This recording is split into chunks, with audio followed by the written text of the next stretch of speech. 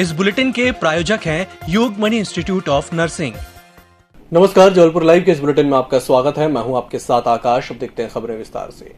केंद्रीय सामाजिक न्याय एवं अधिकारिता मंत्री डॉक्टर वीरेंद्र खटीक आशीर्वाद यात्रा को लेकर शनिवार को जबलपुर पहुंचे, जहां पत्रकारों से चर्चा करते हुए उन्होंने कहा कि वर्तमान केंद्र सरकार 2047 के रोड मैप को लेकर आगे बढ़ रही है। विपक्ष का हाल है कि वह ना तो काम करता है और ना ही करने दे रहा है।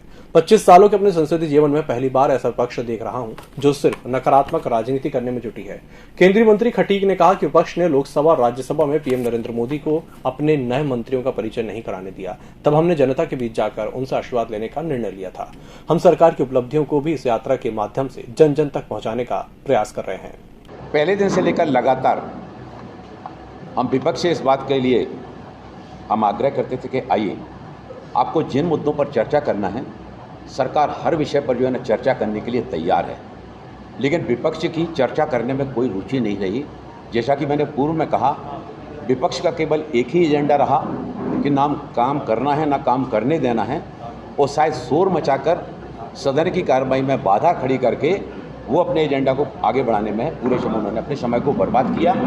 इस सारी अवधि में केंद्रीय मंत्री वीरेंद्र खटीक के नेतृत्व में आज जबलपुर में आशीर्वाद यात्रा निकाली गई, जिसमें केंद्रीय मंत्री डॉक्टर वीरेंद्र कुमार खटीक के साथ लोकसभा के मुख्य सचेतक सांसद राकेश सिंह समेत अन्य जनप्रतिनिधि शामिल हैं।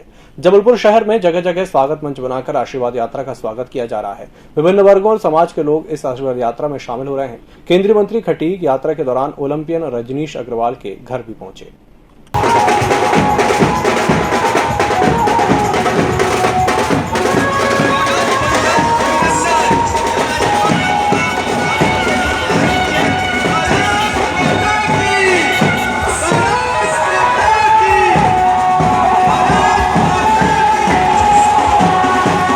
हमारे बीच में भारत सरकार के केंद्रीय मंत्री सम्मानीय वीरेंद्र खटीक जी की जन आशीर्वाद यात्रा बहुत भव्य विशाल तरीके से निकाली गई। उसका आदमी गर्मजोशी से स्वागत किया। यहाँ पर हमारे भारतीय जनता पार्टी पेशावर मोर्चा के सभी पदाधिकारी उपस्थित रहे और उनका आदमी स्वागत किया। हाईकोर्ट में जेल पेरोल को लेकर गुरुवार को चीफ जस्टिस मोहम्मद रफीक और जस्टिस विजय शुक्ला की डबल बेंच में सुनवाई हुई।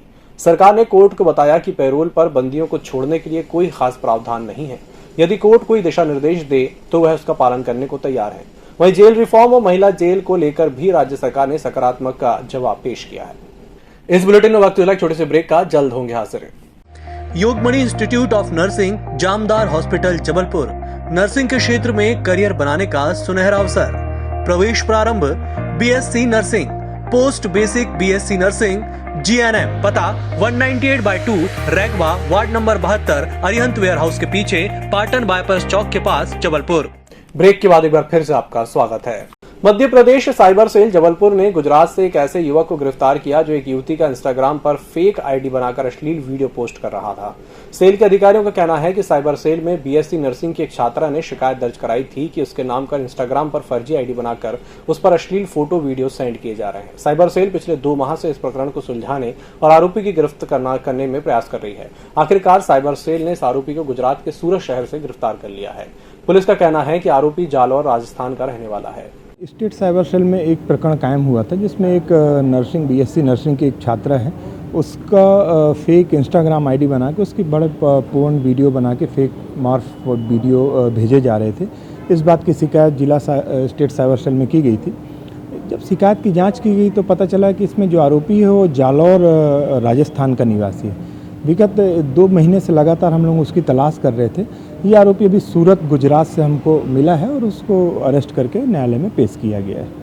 मध्य क्षेत्र विद्युत वितरण कंपनी द्वारा जन्माष्टमी की छुट्टी निरस्त किए जाने के बाद कर्मचारियों में आक्रोश उपज रहा है और वे इसका विरोध कर रहे हैं। विद्युत गलियारे में भी मध्य क्षेत्र कंपनी प्रबंधन के द्वारा कृष्ण जन्माष्टमी जैसे प्रमुख पर्व की छुट्टी निरस्त किए जाने के इस निर्णय की आलोचना की जा रही है। इस बीच Madhya Pradesh united forum for power employees and engineers के प्रदेश संयोजक VKS परिहार ने कंपनी प्रबंधन से कहा है कि कंपनी के कार्यक्षेत्र में 28 और 29 अगस्त का सामान्य अवकाश निरस्त कर समस्त कार्यालय क्रियाशील रखे गए हैं। कैंट विधायक अशोक रोहाणी द्वारा 27 अगस्त को रांची क्षेत्र में कार्यकर्ताओं के साथ डेंगू से बचाव के लिए जागरूकता रैली निकाली गई। विधायक ने घर घर जाकर डेंगू से बचने के उपायों के बारे में जनता को बताया और जागरूकता फैलाई, साथ ही मच्छरदानी का वितरण भी किया। इस अवसर पर मंडल अध्यक्ष दामोदर सोनी, सचिन जैन, पुष्पराज सिंह सेंगर, सदा रानी साहू आदित्य आदि उपस्थित रहे। वेंचुरा की हवाई सेवा बंद होने के बाद एक बार फिर जबलपुर से प्रदेश की आर्थिक राजधानी इंदौर जुड़ गया है। लंबे समय से यहां के व्यापारी इंदौर के लिए हवाई सेवा चालू करने की मांग कर रहे थे। इंडिगो एयरलाइंस ने इंदौर और हैदराबाद के बीच 2 फ्लाइट शुरू की है। इससे पहले मुंबई और दिल्ली के बीच 2 फ्लाइट शुरू कर चुकी है। वेंचुरा एयर टैक्सी ने 3 साल पहले तक हवाई सेवा संचालित की थी। 9 सीटर इस एयर टैक्सी का संचालन मध्य प्रदेश पर्यटन निगम द्वारा किया जा रहा था। तब इंदौर से भोपाल, जबलपुर और सतना को जोड़ा गया था, पर पर्याप्त यात्रियों और राज्य शासन द्वारा सब्सिडी नहीं मिलने पर यह सेवा बंद हो गई थी। इस बुलेटिन में फिलहाल इतना ही। इसी के साथ मुझे दीजिए इजाजत। नमस्कार।